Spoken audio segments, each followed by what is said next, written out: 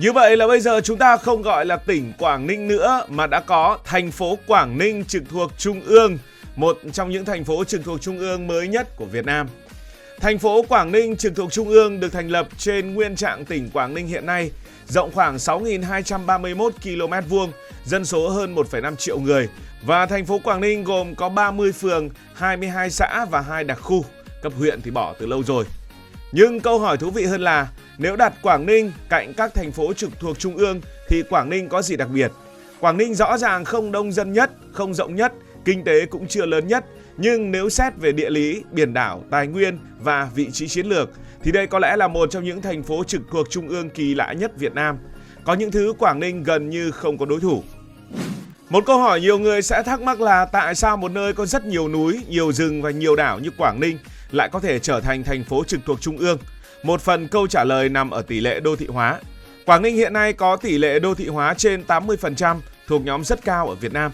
Điểm đáng chú ý là dân cư Quảng Ninh không dồn hết vào một thành phố duy nhất. Trước đây, trước khi mà bỏ đơn vị hành chính cấp huyện, tức là có thành phố cấp tỉnh, thì Quảng Ninh cũng có nhiều thành phố cấp tỉnh rồi. Bạn có biết là bao nhiêu thành phố cấp tỉnh hay không? Quảng Ninh có các đô thị nối tiếp nhau thành một dải, Đông Triều ở phía Tây, rồi đến Uông Bí, tiếp đến là Quảng Yên, sau đó là đến Hạ Long, đi tiếp là Cẩm Phả, xa hơn nữa lại xuất hiện Móng Cái ở sát với Trung Quốc. Vì vậy Quảng Ninh giống một thành phố dài, không chỉ có một trung tâm duy nhất.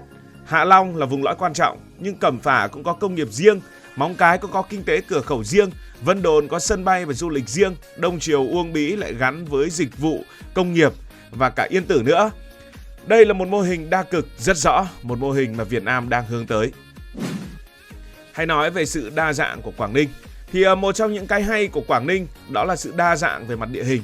Nhiều thành phố trực thuộc Trung ương thường có một đặc điểm địa lý nổi bật. Ví dụ, Cần Thơ gắn với đồng bằng và sông nước. Ví dụ, Hà Nội chủ yếu nằm trên đồng bằng sông Hồng, dù phía Tây có vùng đồi núi. Hay thành phố Hồ Chí Minh gắn với vùng đất thấp, sông ngòi và cửa biển. Hoặc Hải Phòng nổi bật với cảng biển, Huế thì là cố đô, Đồng Nai thì là một trung tâm công nghiệp, hay là Đà Nẵng cũng là một thành phố biển. Còn Quảng Ninh lấy gần như mỗi thứ một ít rồi ghép lại, tức là Quảng Ninh cái gì cũng có. Phía Tây Quảng Ninh là vùng đồi núi và đô thị Đông Triều Uông Bí. Phía Bắc có những dãy núi gần biên giới. Bình Liêu thậm chí có những khu vực mùa đông rét mạnh, đôi khi xuất hiện băng giá. Phía Nam và phía Đông là vùng biển rộng. Ở giữa là có vịnh Hạ Long và hàng nghìn đảo đá vôi. Xa hơn là vùng đảo Cô Tô. Móng Cái lại là một thành phố cửa khẩu sát Trung Quốc. Thế nên nếu nói Quảng Ninh giống như một Việt Nam thu nhỏ thì cũng hoàn toàn đúng. Trong cùng một đơn vị hành chính, bây giờ là thành phố trực thuộc Trung ương, bạn có thể sáng ở vùng núi biên giới, chiều xuống biển Hà Long, hôm sau đi đảo, rồi vài giờ nữa đã đứng ở cửa khẩu nhìn sang Trung Quốc. Chính sự đa dạng này tạo cho Quảng Ninh một lợi thế mà rất ít thành phố có được. Quảng Ninh có thể làm du lịch biển, có thể làm du lịch núi, có thể du lịch biên giới, có thể du lịch tâm linh ở Yên Tử, có thể du lịch di sản tại Vịnh Hạ Long, có du lịch đảo ở Cô Tô và Vân Đồn. Giờ hãy cùng đến với một số cái nhất và một số cái đặc biệt của Quảng Ninh. Nếu phải chọn cái nhất đáng nhớ nhất của Quảng Ninh thì đây chính là việc Quảng Ninh vừa giáp Trung Quốc trên bộ, vừa giáp Trung Quốc trên biển. Quảng Ninh là địa phương duy nhất của Việt Nam vừa có đường biên giới trên đất liền, vừa có đường biên giới trên biển với Trung Quốc.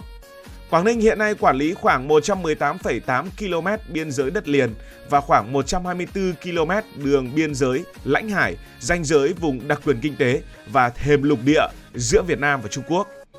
Các địa phương miền núi phía Bắc của chúng ta giáp Trung Quốc trên đất liền nhưng mà không có biển, trong khi các địa phương ven biển phía Bắc như Hải Phòng lại không có đường biên giới trên đất liền với Trung Quốc. Chỉ có Quảng Ninh là có cả hai, biên giới cả trên biển, cả trên đất liền. Điều đó khiến Quảng Ninh vừa là cửa ngõ đường bộ, vừa là cửa ngõ đường biển. Ở Móng Cái chỉ cần qua cầu Bắc Luân là sang thành phố Đông Hưng thuộc Quảng Tây của Trung Quốc. Trong khi ngoài biển, vùng biển Quảng Ninh lại hướng trực tiếp ra vịnh Bắc Bộ và nằm sát vùng biển của Trung Quốc. Khi Quảng Ninh bây giờ đã là thành phố trực thuộc Trung ương, Quảng Ninh đương nhiên trở thành thành phố trực thuộc Trung ương duy nhất của Việt Nam, vừa có biên giới trên đất liền, vừa có biên giới trên biển với Trung Quốc. Điều này tạo ra những lợi thế về mặt giao thương, về mặt kinh tế với Quảng Ninh. Cái nhất thứ hai của Quảng Ninh còn ấn tượng hơn khi nhìn vào bản đồ. Quảng Ninh có hơn 2.000 hòn đảo, chiếm khoảng 2/3 số đảo của cả nước. Riêng vùng biển và hải đảo đã tạo ra một không gian địa lý rất rộng. Đường bờ biển dài hơn 250 km, diện tích vùng biển khoảng trên 6.100 km². Con số 2.000 đảo thì hơi khó để hình dung, thế thì chúng ta cứ tưởng tượng như thế này. Nếu mỗi ngày đi thăm một hòn đảo thì phải mất hơn 5 năm mới có thể đi hết hơn 2.000 hòn đảo với điều kiện là ngày nào cũng đi và không nghỉ.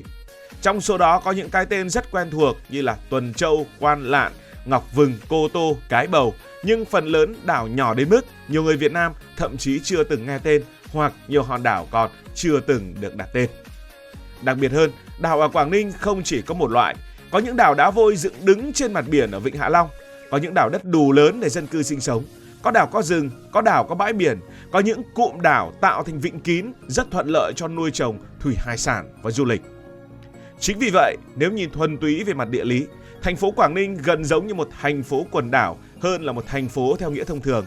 Đây cũng là lý do Quảng Ninh có hai đặc khu rất đặc biệt, đó là Vân Đồn và Cô Tô. Thành phố trực thuộc trung ương nhưng bên trong lại có những vùng đảo nằm giữa biển. Chỉ riêng điều này đã khiến Quảng Ninh khác hoàn toàn với Hà Nội, Cần Thơ, thành phố Hồ Chí Minh hay những thành phố trực thuộc trung ương khác. Một thành phố nhưng gần như có đủ mọi đặc điểm địa lý của cả đất nước Việt Nam. Cái nhất tiếp theo của Quảng Ninh là gì?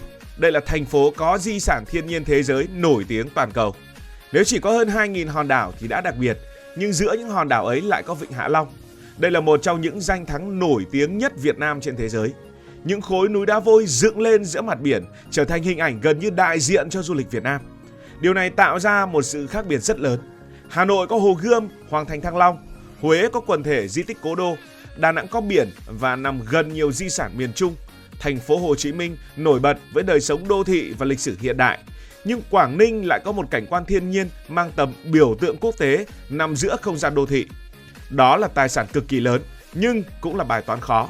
Vì Quảng Ninh vừa phải phát triển đô thị, cảng biển, công nghiệp và du lịch, vừa phải giữ được Vịnh Hạ Long. Và thế là Quảng Ninh vừa phải phát triển về bảo tồn hệ sinh thái, giá trị địa chất của khu vực Vịnh Hạ Long, nhưng cũng vừa phải phát triển kinh tế. Cái nhất tiếp theo của Quảng Ninh đó là Quảng Ninh chính là thủ phủ than số 1 Việt Nam. Nói đến Quảng Ninh mà không nhắc đến than thì quá là thiếu. Quảng Ninh chính là trung tâm khai thác than lớn nhất Việt Nam. Tài nguyên than đá được ước tính khoảng 8,8 tỷ tấn. Người Pháp là những người đầu tiên khai thác than đá tại Quảng Ninh. Quảng Ninh chiếm hơn 90% trữ lượng than của cả nước và được xem là trung tâm số 1 của Việt Nam về tài nguyên than đá. Than nằm dọc một vùng rất dài, từ đông chiều qua Uông Bí, từ Hạ Long đến Cẩm Phả. Vì thế, ở Quảng Ninh hình thành một nền văn hóa vùng mỏ. Bình minh đang lên, Hạ Long muôn màu. Những cái tên như là Hòn Gai, Cẩm Phả, Mạo Khê, Uông Bí gắn với ngành than suốt hàng chục năm. Quảng Ninh vì vậy cũng được gọi là thủ phủ năng lượng. Sản lượng than đá của Quảng Ninh lúc nào cũng dẫn đầu cả nước. Nhưng có một điều rất thú vị, Quảng Ninh ngày nay đang cố gắng thoát khỏi hình ảnh chỉ biết đào than. Ngày trước, nói Quảng Ninh người ta thường nghĩ là vùng mỏ. Bây giờ nói Quảng Ninh người ta nghĩ đến Vịnh Hạ Long, cao tốc, Vân Đồn, Móng Cái, du lịch, công nghiệp, vận tải, hậu cần. Tức là Quảng Ninh đang chuyển từ nâu sang xanh, từ màu nâu của than sang màu xanh của những nền kinh tế khác. Tức là từ dựa nhiều vào việc khai thác tài nguyên sang dịch vụ, công nghiệp chế biến, du lịch và công nghệ. Đó cũng là một trong những cuộc chuyển mình thú vị nhất của tỉnh Quảng Ninh mà bây giờ là thành phố Quảng Ninh. Cái nhất tiếp theo của Quảng Ninh đó là về tốc độ tăng trưởng kinh tế và thu nhập bình quân đầu người. Về tốc độ tăng trưởng kinh tế, Quảng Ninh thường xuyên nằm trong nhóm cao nhất của cả nước. Quy mô nền kinh tế thì không phải là nhất của cả nước, nhưng mà cái nền kinh tế của Quảng Ninh luôn gia tăng với tốc độ ấn tượng. Thu nhập bình quân đầu người đạt trên 10.000 đô la Mỹ một người một năm, cao nhất cả nước. Tất nhiên cần hiểu cho đúng, tăng trưởng nhanh không đồng nghĩa là kinh tế lớn nhất. Thành phố Hồ Chí Minh vẫn là đầu tàu kinh tế khổng lồ. Hà Nội có quy mô kinh tế lớn hơn Quảng Ninh rất nhiều. Hải Phòng cũng là một trung tâm công nghiệp và cảng biển cực kỳ mạnh. Nhưng khi chia ra bình quân đầu người thì Quảng Ninh dẫn đầu cả nước. Như vậy, tổng kết lại, Quảng Ninh không phải là thành phố trực thuộc trung ương rộng nhất Việt Nam. Dân số cũng không lớn nhất Việt Nam, chỉ hơn 1,5 triệu người là con số không nhỏ. Nhưng nếu đặt cạnh Hà Nội hay quy mô dân số khổng lồ của thành phố Hồ Chí Minh thì rõ ràng không thể cạnh tranh về số lượng người. Quy mô kinh tế cũng chưa phải là số 1. Nhưng điều Quảng Ninh có mà rất khó thành phố nào khác bắt chước được chính là sự kết hợp của tất cả những yếu tố trên cùng một vùng đất. Có biên giới Trung Quốc, có biển, có hơn 2.000 đảo, có di sản thiên nhiên thế giới, có vùng than lớn nhất Việt Nam, có sân bay quốc tế, có cảng biển, có cửa khẩu quốc tế, có cao tốc chạy gần như xuyên suốt địa phương. Có những khu đô thị du lịch như Hạ Long, có đô thị công nghiệp như Cẩm Phả, Có đô thị cửa khẩu như Móng Cái, có vùng biên giới như Bình Liêu, có những đặc khu đảo như Vân Đồn và Cô Tô, có thu nhập bình quân đầu người cao nhất Việt Nam. Và đặt tất cả vào cùng một bản đồ mới thấy, thành phố Quảng Ninh đặc biệt đến mức nào? Có bạn nào sinh ra lớn lên hoặc từng làm việc ở Quảng Ninh hay không? Hãy để lại ý kiến dưới phần bình luận. Cảm ơn các bạn đã dành sự đồng hành cùng Hải Thanh Story. Đi qua những vùng đất,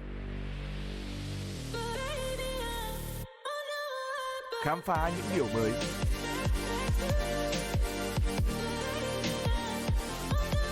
Đừng ngần ngại, hãy để lại những góp ý và xin được hẹn gặp lại.